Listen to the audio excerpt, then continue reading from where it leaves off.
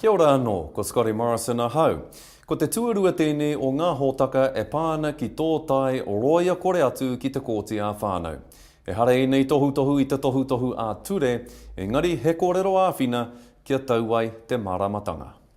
Kātahi noa hēmi rāua ko tana wahine ka tauwehe, kei tōna taha tōna hoa a kahu heitai tuara mōna.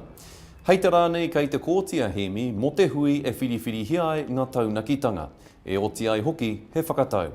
Kei roto i ngā puka meka, te nuinga o ngā taunakitanga, he kōrero oati e rā, nā hēmi rāua ko tana whaia i pō ōmua a Miriama i tā. Tērā pēr he puka meka anō ko tāngia e tahi atu. He roia tā Miriama mo te hui whakatau nei, engari e roia kore tonu ana a hēmi. Ka tohua e te kōti he roia hei māngai mō ngā tamariki. E pai ana kia tāne kia wahine rānei taua roia, engari me mātanga me tau tohito ki e nei momo take. Mō tēnei take i te rānei, ko tohua a roia ngā huia hei roia mā ngā tamariki. Ka hui ia ki ngā tamariki, māna te kai whakawā e whakamohio atu ki ngā whakaaro o ngā tamariki. Mēnā e āhua pakeke ana ngā tamariki, māna o rātou hiahia e whakapuaki ki te kai whakawā. E tū motu hake ana te roia a ngā tamariki i ngā mātua. Nō reira tērā pēr ka aro nui te kai whakawā ki ana kōrero. Wai mare e pene tito, come on through.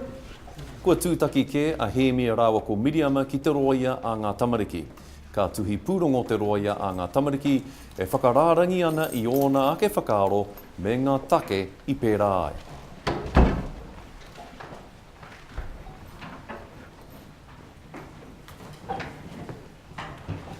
Kia tau, mō tuna honore, te kaua wakawa, e tū, silence please all stand for your honour the judge.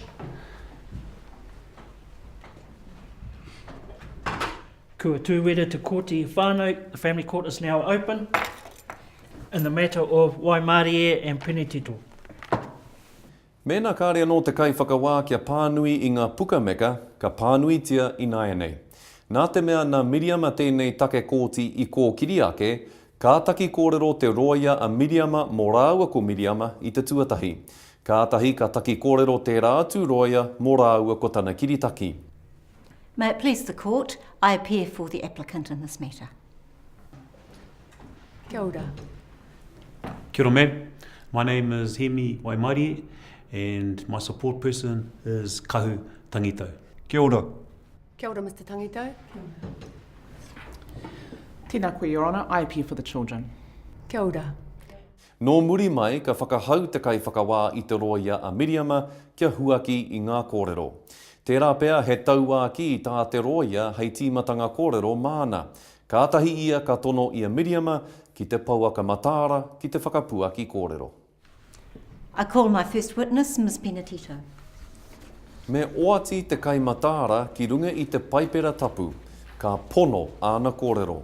Me mātua whakai rānei kia kōrero i te pono anake. E rua. Ko tā Miriama i tēnei rā he oati ki runga i te paipera. Ms. Penetito, if you just remain standing, please. Will you be swearing or affirming this morning? Swear. Thank you. If I just get you to take the Bible, right hand. Do you swear by Almighty God that the evidence you're about to give touching the matter now before the court shall be the truth, the whole truth, and nothing but the truth? I do. Thank you. You may be seated. Kei a koe te tikanga mo te kōrero Pākehā, kōrero Māori rānei ki te kōti. Mēnei hiana koe ki te kōrero i te reo Māori, me rua wiki ki mua tō whakamohio atu ki te kōti, kia whai ai he kai whakamāori. Is your name Miriama Penetito? Yes. Where do you live, Ms. Penetito? 15 Ara Road, Rotorua. And you're the applicant in this matter? Yes, I am. You have in your hand a copy of your affidavit. Do you confirm the contents of that affidavit, which was sworn on the 16th of February this year? Yes, I do. Now, please answer any questions that was Mr. Waimarie and my friend Ms. Nahuia ask you. Sure. Mr. Waimarie, do you wish to cross-examine Ms. Penetito? Yes, thank you, Your Honour. E pai ana kia whiupātai a hēmi ki a Miriama hei āwhina i tana take, kei aia hoki te mana pātai. Ko oti a hēmi he rārangi pātai te whakarite, he whakaaro pai tēnā. Kua āta whakararangia hemi I etahi pātai whai kiko. He pātai e hāngai ana ki ngā tamariki. He pātai māma, ko tahi te kaupapa kei roto I ia pātai. Ko te whakautu ki te nuinga, he ai, he kao rānei. E pai ana kia whiu pātai koe kia kite ai te kōti, kei te panoni haere te kai matara I ana kōrero I etahi wā. Mā reira pea, ka whakaaro ake te kai whakawā, kei te rukahu kē pea, te kai matara. Miriama, do you agree I've looked after the children on my own? You only looked after them when I wasn't available. Did I look after them for a week when you had your appendix out? Yes.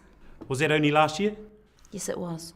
But in your affidavit, you said that I'm not capable of looking after them, didn't you? I just meant for a long time.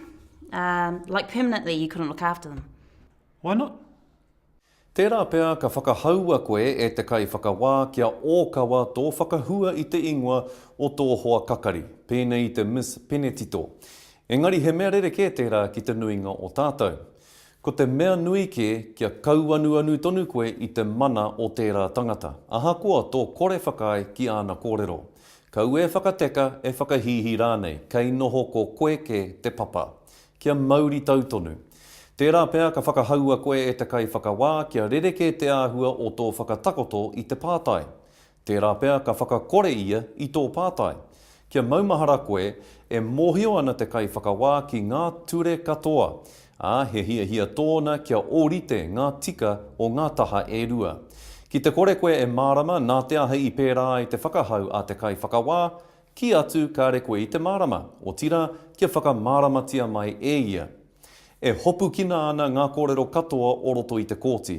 Ka patoa aua kōrero me nā koe rā tōhiahia. E pai ana kia tuhi koe I etahi kōrero. Engari kāre e pai ana kia hopu koe, kia whakāhua rānei koe I ngā neke hanga o roto I te kōti. Māna kua whakai te kai whakawā kia pērā koe. Kia mutu te whiu pātai a Hemi me te roia a ngā tamariki kia Miriama, ka whiu pātai tana roia ki aia hei āwhina I aia ki te whakamārama I etahi o ana whakautu. Ka tahi a Hemi ka whakatakoto I tāna take. He mea pai kia āta whakamārama koe I ngā wāhanga matua o kōrero I mua I te whakatakoto taunakitanga. Anei rā a Hemi e pānui ana I ngā tuhinga kōrero nā rāua ko tōna hoa a kahu I whakarite I mua. Your Honour, before I give evidence, I want to mention my main points. I agree that the children should mostly live with Miriama because she isn't working and she does a good job as their mum. I want to see them as much as I can. The kids love me and miss me. I live close to school and I can drop them off to school. On Fridays, I can get off work early to pick them up. I want to have them on Tuesday nights and also in the weekends from Friday after school till Monday morning. Or I could drop them back to Miriama's sisters on Sunday about 5 p.m. And I want them to spend half the holidays with me or my whānau. My parents live too far away to see them often, but they can stay with them in the holidays, and the kids love those visits. I believe the lawyer for the children generally supports these suggestions, but she hasn't met my parents yet. That's helpful. Thank you, Mr. Waimarie. You can now come to the witness box to give evidence. Ka rea taia etahi kōrero taunaki hou te whakatakoto ki te kōti, māna I huake rā tētahi take tino nui I muri mai I tō tuhi I tō puka meka. Kia hatia, e pai tonu ana pea kia whakaurua taua take ki roto I o whakautu ki ngā pātai a tērā taha ki a koe. I a koe e whakautu pātai ana, whakarongo ki te katoa o te pātai. Nā, kia pātai hia rā no koe, ka atahi koe ka whakautu. Kaua hoki e tohe ki te kai pātai. Ki te kore koe e mārama ki te pātai, mea atu kia pātai mai anō, kia rereke rānei te whakatakoto mai I te pātai. Mēnā kāre koe I te whakautu tika I te pātai tuatahi I mua I te whiunga mai o te pātai tuarua, pātai ki te kai whakawā kia tukuna he wāhi ki a koe ki te whakamutu I tō whakautu. Tērā pea he pātai hoki wā te kai whakawā ki a koe. Kia tau e tū. Silence, please all stand. Kua hiki te kuti. The court is now adjourned. Ko te whāinga a tēnei whitiāhua me te whitiāhua tuatahi, he whakamarama ki a koe i ngā āhuatanga matua ka kitea i tētahi take kei mua i te aroaro o te kōti a whānau o Aotearoa. Ko ngā tohutohu kua hora nei, he mea āwhina i a koe, mena ko koe tō ake māngai ki te kōti. Nō reire te iwi, ngā mihi nui kia koutou, tēnā koutou katoa.